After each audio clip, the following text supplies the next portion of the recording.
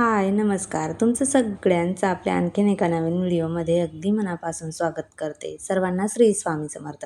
तुमचा सगळ्यांचा आजचा दिवस खूप छान, मस्त, आनंदाचा आणि आरोग्याचा जावा अशी स्वामींच्या चरणी प्रार्थना करते आणि आजच्या व्हिडिओला सुरुवात करते. कशा आहात तुम्ही सगळ्याजणी? खूप छान, मस्त आणि मजेतच असणार. कालच्या व्हिडिओला केलेल्या लाईकसाठी तुमचे खरंच खूप मनापासून आभार मानते. तर चला, मस्त छान अशी आपल्या आणखीन एका दिवसाची सुरुवात झालेली होती आणि सगळे आपापले गेलेले होते आणि मग त्यानंतर मी आणि माझी ही कामं कशी लवकर होतील, तो जो प्रयत्न आहे तो चालू होता, जेणेकरून व्यवस्थित छान स्वच्छ असं दिसेल. सगळे एकदाचे सकाळी गेले म्हणजे स्वयंपाक वगैरे तर आपला सकाळी झालेलाच असतो आणि त्यानंतर मग किचन आवरायचा होता. सगळ्यात आधी मी किचनच आवरायला सुरुवात केलेली होती, जेणेकरून बाकीची जी काही क्लिनिंग वगैरे होती ना, ती आज करून घ्यायची होती.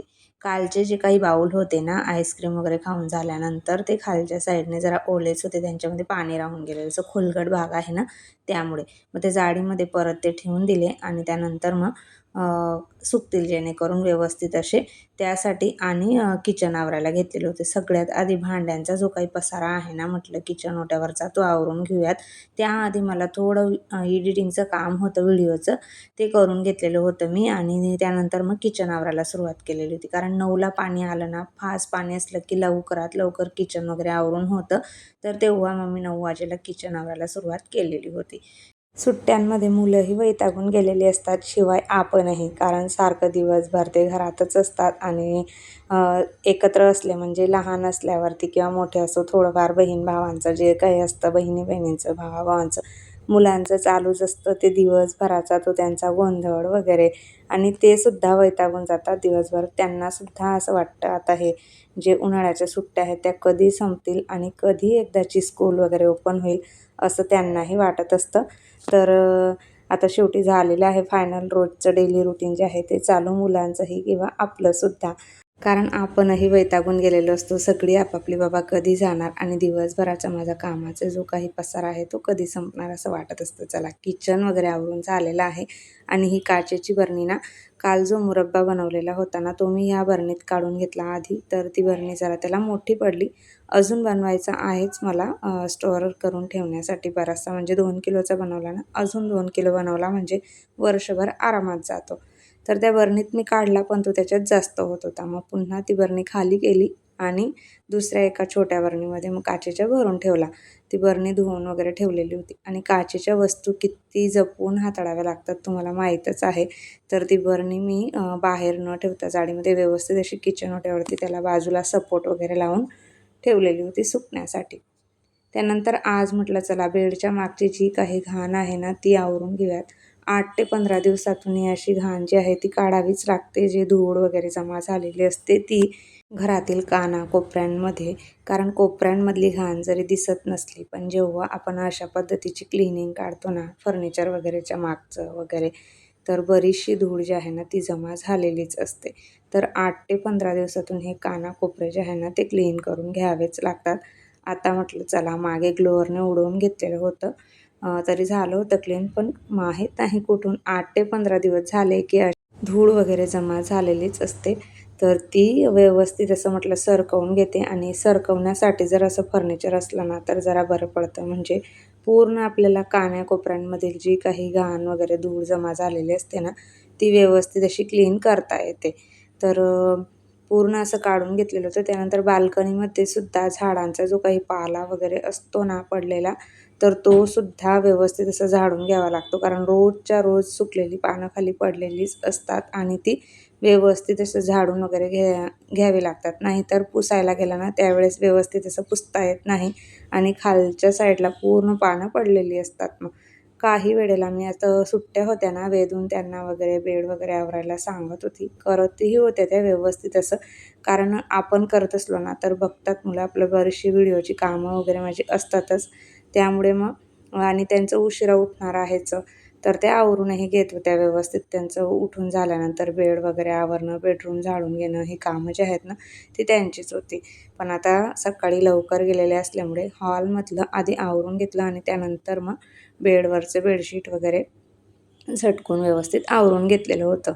त्यानंतर दुपारच्या वेळेला थोडं ताक म्हटलं मस्त छान चाट मसाला वगैरे, काळं मीठ, आपलं साधं थोडंसं मीठ असं टाकून व्यवस्थित असं मिक्स करून घेतलेलं होतं आणि दुपारच्या वेळेला जरा ताक घेतलेलं होतं. मग सध्या गरमीच आहे त्यामुळे थोडंफार थंड पदार्थ जे आहेत ना ते घेतलेलं जरा बरं असतं. तर ताक घेतलं आणि त्यानंतर क्रॉकरी युनिटमधली आता किचनची पूर्ण क्लिनिंग माझी जवळ आवरून झालेलीच होती. जेवढं झालेलं असलं ना, तेवढं मी तुमच्यासोबत प्रत्येक व्हिडिओमध्ये शेअर करतच असते. ट्रॉल्या वगैरे पूर्ण सगळीकडचं क्लिनिंग झालेलं होतं. पण हे सेक्शन आवरायचं तेवढं राहून गेलेलं होतं. तर आज म्हटलं चला याला धुवायची वगैरे गरज नाही आहे. कारण प्रत्येक वेळी जसा वापर होतो ना, तसं मी याला व्यवस्थित असं धुवून घेत असते. त्यामुळे आता स्वच्छच होते, पण वरच्या साईडला थोडी नॉर्मल धूळ वगैरे जी आहे ना, हे पेपर टाकलेलं आहे ना, त्याच्यावरती जमा झालेली होती. आता म्हटलं चला हेही पुसून घेऊयात, कारण पूर्ण किचनची क्लिनिंग आपली झालेलीच आहे. आणि एवढं क्रॉकरी युनिटच आवरायचं राहून गेलेलं होतं आणि एकदाची पूर्ण क्लिनिंग झाली आहे ना आपली, की नंतर मग थोडंफार राहिलेलं असलं की ते राहूनच जातं. तर आज म्हटलं चला शेवटी याचंही व्यवस्थित असं आवरून नीटनेटकं ठेवून देऊयात, कारण पेपरवरती वगैरे धूळ वगैरे जमा झालेलीच असते आणि आता एकदाचा पावसाळा वगैरे लागायच्या आधी हे फर्निचर वगैरे पुसणं वगैरे झालं एकदाचं, की जरा फ्रेश वाटतं. आणि पावसाळा असला की ओल्या कापडाने वगैरे हे पुसायचं तर काम मी जास्त करून क्रॉकरी युनिटचं मी 3-4 महिन्यातनं एकदाच पुसून घेत असते. असं सारखं वगैरे पुसणं काही होत नाही. जवळ-जवळ 6 महिन्यातनं एकदासुद्धा क्लिनिंग केली ना, तरी असं म्हटलं तरीसुद्धा चालेल. कारण जास्त खराब होत नाही आणि जसं सरबतचे ग्लास वगैरे आहेत त्यांचा वापर होतो. तर ते जसे वापरले गेले तर तसे व्यवस्थित असे क्लीन करून ठेवून होतात, ज्या वस्तू लागतात ती. याच्यातलं जे काही सगळं साहित्य आहे ना, ते सगळं मला गिफ्टमध्येच मिळालेलं आहे. फक्त मी जो बडीशेप वगैरे ठेवण्यासाठी जे छोटंसं माझं आहे ना बाऊलसारखं, तेच मी घेतलेलं आहे बाहेरून. बाकी सगळं काही मिळालेलंच आहे गिफ्टमध्ये. हे जे काही आहे ना, मी क्रॉकरी युनिट करून घेतलेलं माझं सगळ्यात आवडतं जे काही सेक्शन असेल ना घरातलं, तर हेच आहे. मला खूप जास्त आवडतं, कारण समोरच्या साईडने मस्त छान असं दिसतंही ते. सगळं काही एकदाच न काढता मी एक वस्तूंचा पसारा जो आहे ना, तो आवरून घेतलेला होता. आधी सुरुवातीला वरच्या साईडला जी काही ग्लास वगैरे होती ना, ती काढून घेतली आणि तिकडे व्यवस्थित असं पुसून घेतलं आणि त्यानंतर मग मधल्या साईडचं, त्यानंतर खालचं सेक्शन आवरून घेतलं. असं एक करून आवरलेलं, कारण खूप जास्त गर्दी होऊन जाते आणि नंतर मग एकदाचंच सगळं का जर काढून घेतलं तर, आणि आवरायला पण मग जळत जातं ते. त्यासाठी म्हटलं एक करून काढूयात आणि लगोलग पुसून झाल्यानंतर लगोलग रचून एकेका साईडला ठेवून देऊयात.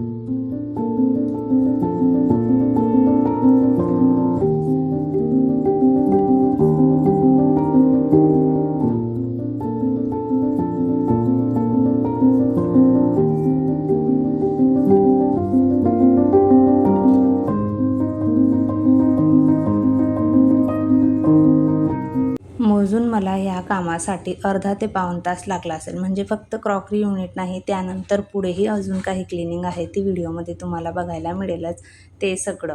पण एवढं सगळं अर्ध्या ते पाऊण तास जर आपण दिवसातून काढला तरीसुद्धा घरातला कानाकोपरा जो आहे ना, तो एक करून रोजचं जरी ठरवलेला असला ना, तरी क्लीन होऊन जातं आणि नेहमी घर स्वच्छ दिसण्यासाठी मदत होत असते. म्हणजे टापटीप नेहमी दिसत असतं. असा रोजचा जर थोडा एवढा वेळही नसेल आपल्याकडे, तर 10 मिनटं जरी काढले ना आणि रोजचं एक आवरत राहिलं, तरीसुद्धा 10 मिनटातसुद्धा बरीचशी क्लिनिंग जी आहे ती इकडचे तिकडचे वस्तू वगैरे व्यवस्थित अशा ऑर्गनाईज करून आपण ठेवून घेऊ शकतो. आणि वरती जे काही दिसलं ना तुम्हाला, तो ॲक्च्युली फ्लॉवर पॉटसारखंच होतं ते, आणि सिद्धीने ना कॉम्पिटिशनमध्ये ते आपल्या चम्मच असतात ना यूज अँड थ्रोवाल्या, त्याचं बनवलेलं होतं आणि खूप छान मस्त दिसायचं ते. ठरवलेलं होतं की त्याच्यामध्ये मस्त छान असा लाईट वगैरे लावून ठेवूयात आपण, पण ते काही झालं नाही. पण मी आवडतं ते, मला खूप छान दिसतं म्हणून मग मी ते वरतीच ठेवलेलं आहे. क्रॉकरी युनिटच्या वरच्या साईडला इतकी जास्त धूळ झालेली होती ना, तीच थोडी जड गेली पुसायला. जरा व्यवस्थित असं तेही स्वच्छ करून घेतलं आणि वरती जे काही थोडंफार साहित्य, कपं वगैरे, थोडेसे मडके वगैरे आहेत मातीचे, ते छान दिसतात, तर मी ते तशा पद्धतीने तिथं ठेवून दिलेले आहेत. त्यानंतर फ्रीजच्या मागची जी काही घाण असते ती इतकी जास्त जमा झालेली असते, जाळे वगैरे, धूळ म्हणा आणि मागच्या साईडची जी लाद्या आहेत ना लावून घेतलेल्या त्यांच्यावरती सुद्धा इतकी जास्त धूळ जमा झालेली होती ना, कारण पुसता येत नाही. ह्या साईडला हे क्रॉकरी युनिट येऊन जातं, दुसऱ्या साईडला किचन ओटा येतो. त्यामुळे तिकडे हात वगैरे व्यवस्थित असं टाकून पुसताच येत नाही. त्यामुळे इतकी जास्त धूळ आहे ना ती जमा झालेली होती. ओपन जर असलं ना पटकन सरकवून आपण पुसून घेऊ शकतो. पण पॅकिंग फिक्स अशी जागा वगैरे असली तर जरा अवघड जातं पुसण्यासाठी. तर मग असं महिन्यातनं एखाद्या वेळेस फ्रीज जरा सरकवून पुसून घेतला तर मग वेळोवेळी क्लीन राहतं, फ्रीजच्या खाली म्हणा किंवा मागच्या साईडने सुद्धा.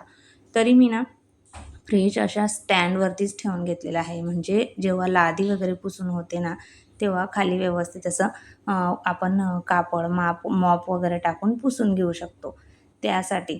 तर तरीही मागच्या साईडनं थोडंफार खराब वगैरे होतंच आणि जाळे वगैरे जे आहेत ना ते इतके सारे जमा झालेले होते. त्यानंतर यांनी ना हे स्वीट कॉर्न आणलेले होते आणि वेदूने मग हे सोलायला घेतलेलं होतं की मम्मा याचा आम्हाला बनवून दे जो नाश्त्यासाठी.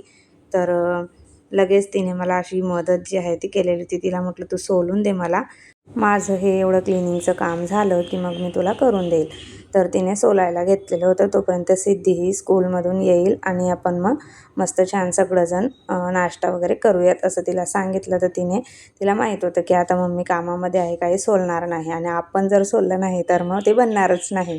कारण एखादं काम जर आपण घेतलेलं असलं तेव्हा कधी-कधी मग कंटाळासुद्धा येतो. पण मग अशा वेळेला मुली थोडेफार मदत करतात आणि बऱ्यापैकी छोटी-छोटी कामं जरी करत असली ना तरी पण आपल्याला बरीचशी मदत त्याच्यातून होऊन जाते. फ्रीज पण पुढच्या साईडला रोजच्या रोज पुसला जातो जेव्हा घरातली जी क्लिनिंग होत असते, फर्निचर वगैरे, ट्रॉल्या वगैरे तेव्हा. पण आजूबाजूची साईड राहून जाते. तर तीही पुसून झालेली होती आणि पुसल्यानंतर किती मस्त फ्रेश आणि चकाचक वाटत आहे तुम्ही बघू शकतात. तर मस्त छान असं पूर्ण क्लीन झालेलं होतं आणि मी ना कॉकरोचसाठी थोडंसं जे लिक्विड आहे ना माझ्याकडे ते टाकून ठेवत असते ट्रॉल्यांजवळ किंवा फ्रीजच्या मागे सुद्धा. त्यामुळे कॉकरोच वगैरे होत नाही आणि असला तरी त्याच्याने मग ते मरून जातात. तर क्लिनिंग झाल्यानंतर पूर्ण प्रॉपर व्यवस्थित सुकल्यानंतर मग मी फ्रीज परत पुन्हा आपल्या जागेवरती लावून दिलेला होता. असं अर्ध्या ते पाऊण तासामध्ये आजची ही किचनमधली जी काही क्लिनिंग होती ना ती झालेली होती माझी आणि थोडंफार तरी तुम्हाला क्लिनिंगचं मोटिवेशन जे आहे ना ते आजच्या व्हिडिओमधून मिळालंच असेल. आणि फ्रीजच्या वरचं जे कवर वगैरे आहे ते आत्ताच क्लीन करून घेतलेलं होतं. जेव्हा थोडीफार क्लिनिंगचं काढते ना तेव्हा ते कवर काढून धुवूनच घेत असते आणि मग महिन्या 2 महिन्यातनं एकदा धुतलं गेलं की तेही चकाचक होऊन जातं. जरा व्यवस्थित असं दिसतं सुद्धा. तर ह्या 2 वस्तू आज मस्त छान अशा क्लीन करून झालेल्या होत्या. त्यानंतर मग परत सिद्धीला आणायला वगैरे गेली आणि तिकडनं आल्यानंतर मग परत मला पुन्हा या दोघींना हे बनवून द्यायचं होतं. तिने ते स्वीट कॉर्न सोलून वगैरे ठेवलेले होते. ते नॉर्मल तेलात जिऱ्याची फोडणी दिली फक्त आणि त्याच्यामध्ये ते मका घातलेला आहे आणि हळद, लाल तिखट वगैरे थोडं चवीप्रमाणे मीठ घातलेलं आहे आणि छान व्यवस्थित असं मिक्स करून घेतलं आणि बस वरून निंबू वगैरे पिळून मस्त छान अशी डिश जी आहे नाश्त्यासाठी ती आपली तयार होऊन जाते. तर असं सगळ्यांनी मग आम्ही थोडं संध्याकाळच्या वेळेला नाश्ता वगैरे करून घेतलेला होता. चला ताईंनो, कसा वाटला आजचा व्हिडिओ ते कमेंटमध्ये नक्की सांगा आणि क्लिनिंगसाठी थोडं जरी मोटिवेशन मिळालं असेल तर आपल्या चॅनलला सबस्क्राईब करा. आवडलं असेल तर लाईक करा आणि व्हिडिओ बघता बघता हाईप करायला विसरता ताईंनो तुम्ही तर हाईपही करा. चला भेटूया आपण उद्याच्या छान व्हिडिओसोबत. तोपर्यंत सर्वांना बाय आणि सर्वांना श्री स्वामी समर्थ.